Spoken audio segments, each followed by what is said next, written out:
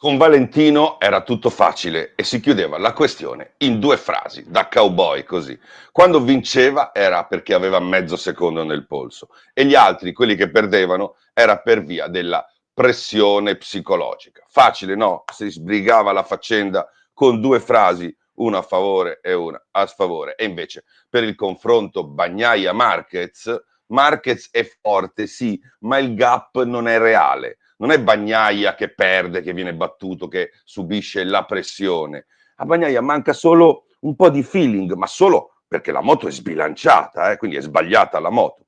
Quando Bagnaia risolverà i problemi, tornerà vicino, noi lo vogliamo. Questa è l'analisi di Cereghini, Nico Cereghini, che poi, dopo essere stato asfaltato sui social, si appoggia anche ad un'analisi ancora più assurda della sua. Volete vedere? Dai, sigla.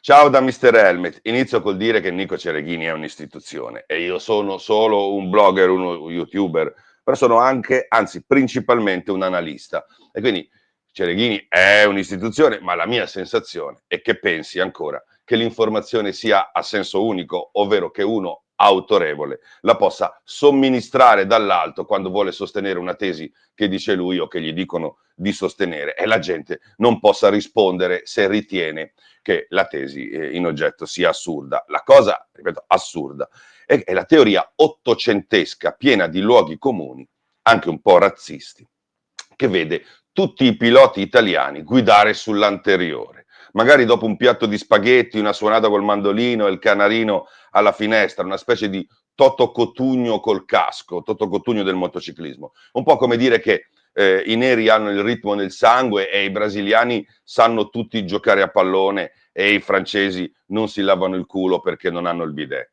Allora, forse quello è vero. Comunque, non è la prima volta che Cereghini dice cose esotiche e nelle quali probabilmente non crede nemmeno lui, ma che gli servono per cercare consensi e continuare a far parte del sistema. L'ultima volta che mi sono confrontato con Cereghini è stata quella volta del caso Tanal, in cui VR46 ha preso una sontuosa fregatura, ok? Ma come scalera di GP1 anche a lui avevano ordinato di credere al principe e lui faceva il compitino. Quindi Scalera diceva fatevi gli affari vostri con quella famosa frase, no? Fatevi gli affari vostri. E faccio, Questo è perfettamente stata d'accordo. l'indicazione che ci è arrivata. Quindi fatevi gli affari vostri, perché i nostri sappiamo farceli.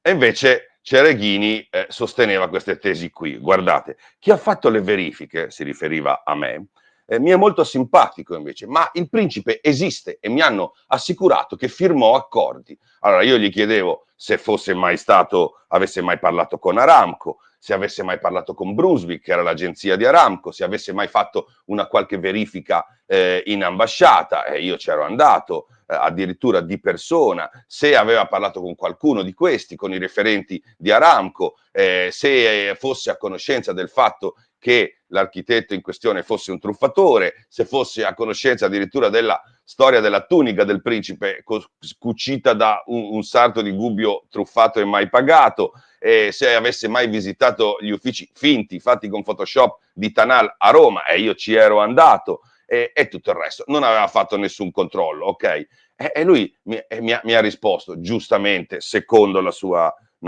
valutazione. Vedete come questa cosa è importante per l'analisi che facciamo oggi. Gran lavoro giornalistico il tuo, è apprezzabile, ma la domanda è che ci frega esattamente chi è lo sponsor della VR46? Importerà Valentino, ma a noi li hanno imbrogliati, hanno perso tempo. Pazienza, dispiace, fa più piacere che abbiano trovato un'altra soluzione. È questo che non funziona, perché io gli chiedevo, ma che siete giornalisti o che parlate per mesi di cifre, di progetti, buttando dentro numeri, programmi, imprese, governi, città, parchi a tema, 90 milioni, trofei mondiali e poi scoprite che è tutto finto, per voi è uguale? Cioè riportate tutti i comunicati ricevuti e vi bevete tutto senza verificare niente. È giornalismo? È la verifica delle fonti, è la verifica dei contenuti, è le analisi, è le valutazioni. Ma Nico, hai sempre lavorato così, gli chiedevo. Quando provi le moto, ripeti quello che ti dicono di dire, è quando scrivi delle gare le hai guardate o ti fidi di quello che ti raccontano? Guarda che è grave che abbiano imbrogliato Valentino, ma lui se la cava, ma i professionisti, quelli che dovrebbero lavorare da professionisti, siete voi. Così lavora Cereghini quando gli serve lavorare così. Come uno di un fan club che deve difendere quello che gli dicono di difendere, dicendo le stesse cose. Ovviamente sempre lo stesso fan club. Non è che io voglio insegnare a fare il giornalismo, però questo, per come la vedo io, che faccio l'analista e che quindi analizzo i dati, ragionare al contrario e adattare i fatti alle proprie conclusioni e non viceversa, come dovrebbe fare un giornalista, che non è altro il giornalista che un analista dei fatti. Anziché analizzare i numeri, dovrebbe analizzare anche quelli. Analizza le situazioni e ne trae delle conseguenze. Non è che adatta le situazioni a quello che gli fa comodo di dire, perché magari gli dicono di dire così. Nico Cereghini in altri anni cercava la benzina nel telaio di Stoner, lo faceva in televisione e chissà se l'ha trovata, poi diceva che Ducati era una moto di merda perché Rossi non vinceva, queste sono tutte le uscite a Italia 1 e prima ancora insieme al suo compare Beltramo metteva insieme uno sceno processo a Biaggi, però erano altri anni, Quando sei in TV la gente non ti può rispondere, anche sulla carta è così, ti scrive una lettera e dopo tu la butti via. Adesso però le cose sono cambiate e quindi se dici una cosa tipo sarà un caso, ma tutti i piloti italiani più forti hanno avuto la necessità di un avantreno stabile, preciso, che trasmetta fedelmente il grip al limite. Da Provini, addirittura a pescare a Provini, Agostini, da Valentino a Biaggi e Bagnaia, naturalmente. Tutti hanno guidato sul davanti, Provini e Agostini messi in mezzo alle MotoGP del 2025, per non parlare del fatto che alla fine tutti guidano un po' sul davanti, non è che poi...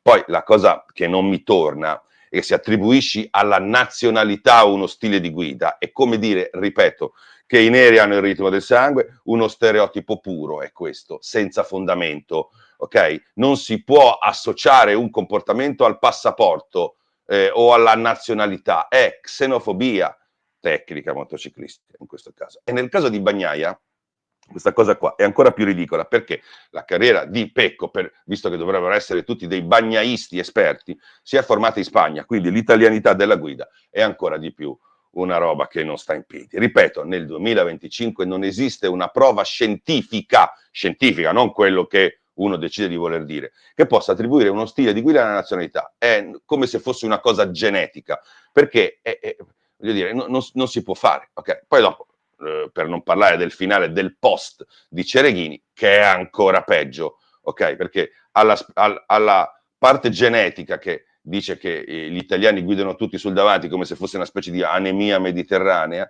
aggiunge la parte da presidente di fan club. Marca il più forte? Certamente sì, meno male, ma il gap tra lui e Bagnaia non è quello che si vede oggi. Crediamo in Bagnaia, crediamo nel suo talento. E i 168 punti in più di Marc Marquez su Bagnaia in 24 gare, muti. Questo non è giornalismo, mi dispiace, ma è tifo con la trombetta. E dopo l'asfaltatura sui social, perché insomma ha ricevuto parecchie critiche, è successa ancora una cosa più grave. Oltre ad aver fatto un video con gli stessi contenuti, c'è stato il soccorso pseudonumerico, perché è arrivato a sostenere questa tesi che poi anche Cereghini ha rilanciato, il signor Corrado Tuzzi, che è un pilota del passato, con una tesi numerica che è un manuale di cherry picking, framing e data dumping. E magari voi non lo conoscete, ma chi si occupa di comunicazione, che dice di essere un decano del giornalismo, dovrebbe conoscere. Ok, vi spiego, perché quella che viene presentata come l'analisi dei dati di Tuzzi è in realtà un esercizio di cherry picking, è controfattuale, cioè che è quando un individuo ignora tutte le prove che potrebbero confutare la sua tesi e si va a scegliere solo quelle a suo favore. Poi fa un po' di framing, cioè prende una parte del tutto per sostenere la sua tesi, tipo che Bagnaia è più forte perché è forte per forza, perché nel 2024 ha vinto più gare di tutti e quindi è bravo. E poi fa data dumping, dimenticava, a parte la parte del framing, che Bagnaia sì ha vinto più gare di tutte ma non ha vinto il mondiale e quindi non è lui quello bravo. E poi fa data dumping, cioè scarica tutta una serie di numeri per far vedere che sta facendo un'analisi tecnica. Uno che ascolta dice, cavolo, quanti numeri? Ma allora è un'analisi tecnica, questo è un tecnico, sono tutti numeri, saranno veri. Ah, perché devo mettermi a verificarle io? La verità è che nell'analisi di Tuzzi si confrontano delle cose che non si possono confrontare. Anni diversi, condizioni diverse di meteo e di asfalto e soprattutto moto diverse fra due piloti, non si può fare. L'unico confronto corretto possibile, ve lo dico io qual è, ma non perché ve lo dico io, perché ve lo dicono i numeri. Il confronto possibile, l'unico, è quello di quest'anno, dove Marquez e Bagnaia hanno la stessa moto, con lo stesso team, le stesse gomme e corrono insieme nello stesso momento, nella stessa pista, ok? Questa cosa è l'unico confronto che si può fare e quest'anno i numeri parlano chiaro. Marc Marquez sta dominando il campionato e sta rifilando a Bagnaia un distacco enorme tutte le volte. E il problema che questi due signori, Tuzzi e Cereghini, non vogliono neanche considerare è che Marc Marquez non è nemmeno il solo a fare questa cosa con Bagnaia, perché c'è anche Alex Marquez. Il quadro reale del 2025, non i se e i ma su cui non si costruisce nulla, è che la stessa moto e lo stesso box, Marquez e Bagnaia, sono compagni del team ufficiale Ducati Lenovo con la GP25 e questo azzera l'alibi della simmetria tecnica di Ducati e della moto non funzionante, a meno che uno non sia complottista. Dopodiché c'è la classifica e la forma. Marquez guida il mondiale con ampio margine, 168 punti, e ha messo insieme una striscia di vittorie in GP lunghi e sprint corte da stagione dominante. 8 gare lunghe vinte su 12 e 11 gare sprint vinte su 12, che fa una somma di 19 gare vinte su 24, tipo l'80%. Ok? Non lo so cosa volete di più. Bagnaia ha vinto una gara lunga a Austin per caduta di Marquez, che aveva un vantaggio. Ma Bagnaia fatica sempre. Quindi ecco i veri esempi concreti del 2025. La Thailandia, gara di apertura, pole vittoria di Marquez, podio tutto Ducati con Bagnaia terzo. Al Cota, Marquez domina, poi cade, vince Bagnaia, l'unica gara lunga che Pecco porta a casa, ma il ritmo fino alla caduta dice che la gara era nelle mani di Marquez, che aveva 9 secondi di vantaggio, ok? Però noi questa cosa facciamo finta, perché con il se fosse non si va avanti. Al Mugello chi vince? Marc Marquez davanti ad Alex Marquez e Bagnaia, che perde nel finale. Ad Assen chi vince? Marc Marquez e basta. Al Sachsenring chi vince?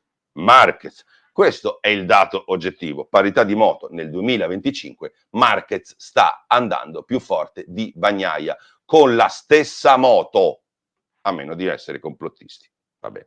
Smontiamo i numeri del testo del signor Tuzzi, riga per riga, trend record giro su tutte le piste, ma non in gara, quindi è una generalizzazione non dimostrata. I record sul giro secco sono influenzati dalla gomma, i giri lanciati, le scie, le micrometeo e i vari casi bagar, traffico, asfalti più freschi. Non puoi derivarne prestazioni gara contro gara senza normalizzare. Dove i dati servono, vedi lo sai il 2025, Marquez firma pole e best race lap ufficiali del weekend, la tesi migliora solo il giro, quindi salta allo SAIL, la velocità di base c'è ed è certificata. Quindi la mancanza del salto di qualità della Ducati 2023 alla 2025 non c'è, perché i risultati dicono il contrario. Da quando è salito sulla GP25 Marquez ha messo insieme un filotto da leader del mondiale, ha tritato gli avversari con molte vittorie fra GP e sprint, e quindi è esattamente il salto che si pretendeva da lui. Quindi Buriram e Thailandia, quindi in Thailandia se ci fosse stato Bastianini avrebbe vinto di nuovo. Sta una roba controfattuale che non sta in piedi. Il 2025, che è il mondo reale, dice pole vittoria di Marquez con la stessa moto e Bagnaia terzo con la stessa moto. Parlare di 4 secondi su Marc Marquez senza Marc Marquez è fantasia. 4 secondi su 26 giri sono 0,5 secondi a giro, quindi sono dati da dimostrare che non hanno senso, cioè un'enormità per i tempi di gara, non lo so. Austin Cota avrebbe vinto ancora Viñales, mi pare di aver letto. No, nel 2025 vince Bagnaia, meritatamente, perché Marquez, che stava dominando, cade. Quindi l'ipotesi avrebbe vinto, qui o altrove, ignora ciò che è realmente accaduto. Non esiste in statistica avrebbe, in statistica non esiste avrebbe. Quindi Losail Qatar Marquez 171,1 km all'ora di media, Bagnaia l'anno prima 171,2, quindi Bagnaia era più veloce, ma la differenza di 0,1 km, cioè lo 0,06%, è statisticamente aria fritta. Sci, evento, gestione gara possono spostare questo valore di questo e anche di un margine più ampio. Inoltre allo SAIL c'è un problema, è che nel 2025 Marquez firma i riferimenti del weekend, Paul, Veslap, gara, e quindi segno che la velocità non è che non c'è, è qualcun altro che è andato più piano, e se si va più piano tutti vuol dire che sono le condizioni globali che te lo fanno fare, non è che c'è un qualche altro spiritello maligno esotico. Noi stiamo correndo nel 2025, lo sapete, vero? Quindi l'analisi, l'unica analisi da fare, perché bisogna andare a cercarsi le analisi del 2023-24 quando quei due avevano moto diverse, quando esiste un 2025 in cui quei due hanno la stessa cacchio di moto con lo stesso team e tutto il resto? Io non lo so. Le Mans, dopo 10 giri, Martina era 0,6 secondi da non so, è sbagliato proiettare un vantaggio su una porzione di gara non tenendo conto delle strategie, delle gomme, di uno che aspetta, di un problema che ha avuto nei primi giri, anche linearizzando sarebbero 1,5 secondi, 1,8 secondi a fine gara, che è un margine piccolino e tutt'altro che garantito se paragoni anni diversi. È un dato intermedio che viene usato come prova finale. Non si può fare, non esiste, non c'è una matematica, è solo la matematica di mamma e papà che ti vogliono bene, che fanno un ragionamento così. In un mondo normale di gente che analizza i numeri per davvero, e non al fan club di El Paesello, questa cosa non esiste. Silverstone, Mugello, Assen avrebbero rivinto Bastianini, Bagnaia alla grande, però nel 2025, che è il mondo reale, al Mugello vince Marquez, ad Assen vince Marquez, anche la sprint, quindi avrebbero vinto, ma io non capisco cosa vuol dire, chi lo dice, ma perché, non lo so, non è scienza, non sono dati. Può avere un valore elevatissimo questa analisi dal punto di vista personale, se uno ritiene che questa persona sia un luminare di non so quale aspetto di quale tipologia, però numericamente non è un'analisi, quindi non è un'analisi, questa cosa non esiste. Al Sachsenring Bagnaia avrebbe vinto la lunga di almeno 3 secondi su Marc Marquez, però quell'anno lì non avevano la stessa moto l'anno scorso, e quest'anno indovina chi vince? Marquez, e per giunta in modo netto e inequivocabile. Quindi Bagnaia avrebbe vinto per far contenti i fanboys, cozza ancora una volta con i risultati. Non è vero, ok? Avrebbe vinto con moto diverse, forse, non lo sappiamo, però quest'anno c'è un problema, che le moto sono uguali. Ok, le 3 eccezioni, Austin, Jerez e Aragon.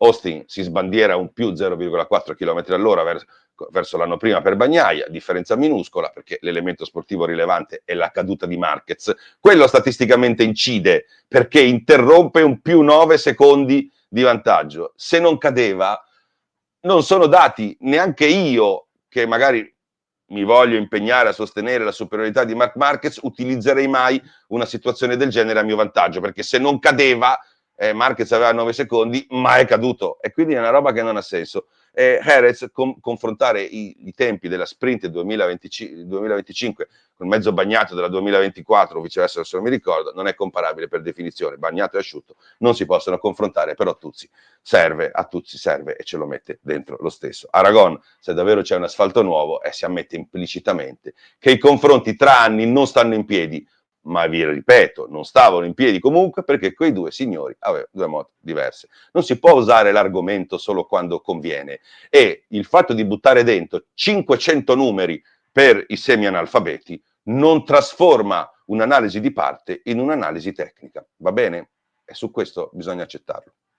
Poi ci sono i 2 pesi e le 2 misure sugli incidenti. Nel testo le cadute stop di Bagnaia diventano sfortuna, queste robe qua, incidenti, o casi non imputabili.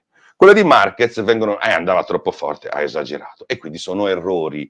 È il marchio del bias di conferma, cioè del preconcetto, della distorsione da cui parte il ragionamento di Tuzzi, cioè l'interpretazione elastica, un po' ad cazzo, mi perdonerà, degli eventi per proteggere una tesi che ha già deciso essere quella. Cioè non è che uno fa un'analisi e poi viene fuori un risultato, no, ha un risultato che vuole difendere e gli adatta intorno un'analisi, ok? Come panare una fettina, che c'è già.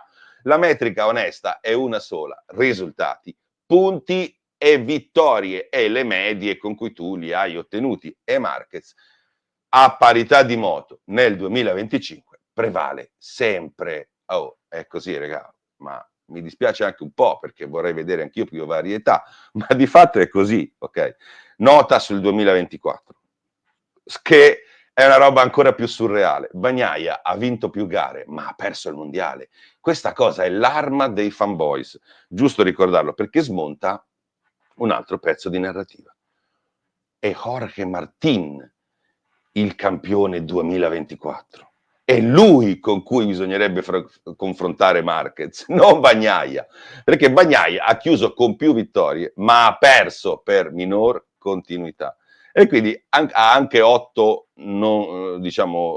zeri pesanti. I numeri del 2024 non assolvono Pecco, cioè il fatto che ha vinto più gare non assolve Pecco nel 2024 e nel 2025 perché ha perso. Quindi ne riducono quello che sta facendo Marquez oggi, cioè nel 2024, alla fine, dopo tutto sto casino, non è neanche Pecco il riferimento, perché il riferimento del 2024, ovvero il campione in carica, ancora adesso, si chiama Jorge Martín. Quindi pensate la follia. Quindi la sintesi è che Bagnaia nel 2024 ha vinto più gare, però non vuol dire niente, perché ha perso il mondiale. E il campione, lo ripeto, si chiama Jorge Martín. Quindi il ragionamento di Cereghini e Tuzzi che vogliono anteporre i primi due piloti è sbagliato. I primi due piloti dell'anno scorso erano altri due con altre moto e quindi non si può fare. C'è un'altra cosa ancora più pesante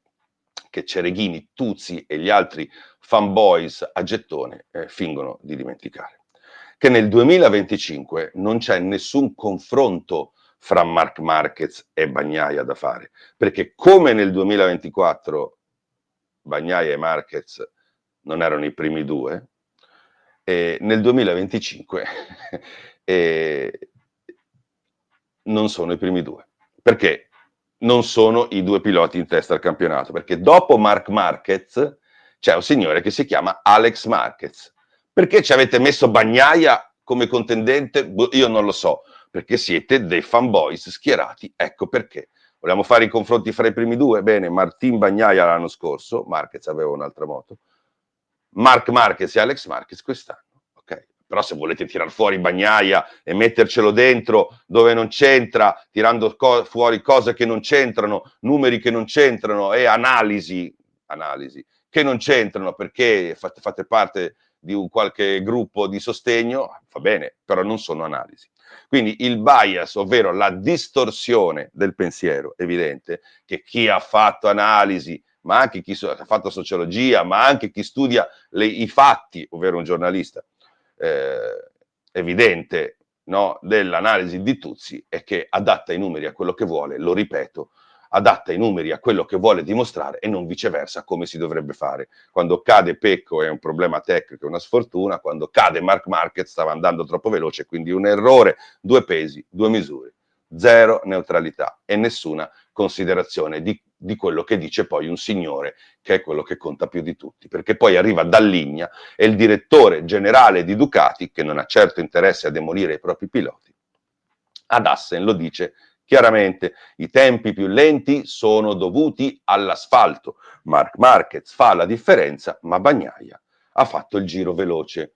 Purtroppo vince solo uno e chi arriva dietro è sempre un po' deluso, lo dice qui. E poi Dalligna spiega a Sky che è colpa dell'asfalto, lo rispiega, che ha fatto andare più piano persino la Moto E, che è 10 kg più leggera e migliore dell'anno scorso. E lo dice qui, lo dice qui. Quindi tradotto, molto gentilmente, educatamente, Dalligna dice basta complotti e contro pugnette mentali la pista ha parlato. poi alla fine non ci vuole da linea per dire questa cosa, parla sempre la pista. La sintesi è questa: le analisi comparative si possono fare solo con situazioni uguali, moto uguale, team uguale, gomma uguale, condizioni uguali, nello stesso tempo, e in quel caso Marc Marquez è più veloce, più costante, più incisivo. Attribuire il gap al passaporto, cioè che gli italiani guidano sull'anteriore, a teorie tecniche senza riscontro, che la moto è sbilanciata, ma chi lo dice, o a numeri selezionati, non è un'analisi tecnica, si chiama propaganda. Propaganda, ok? E la propaganda, quando incontra i dati veri e le parole di chi la squadra la dirige da linea o di chi le analisi le fa per lavoro, si scioglie come neve al sole, ok? Per non parlare del fatto che la propaganda la dovrebbero fare gli uffici stampa. Giornalisti e analisti dovrebbero fare un altro lavoro, a meno che Cereghini non mi dica io lavoro per l'ufficio stampa di Bagnaia, e allora lì però non bisogna avere pretesa di autorevolezza e credibilità. Io sono un analista, ok? Ciao da Mr. Helmet.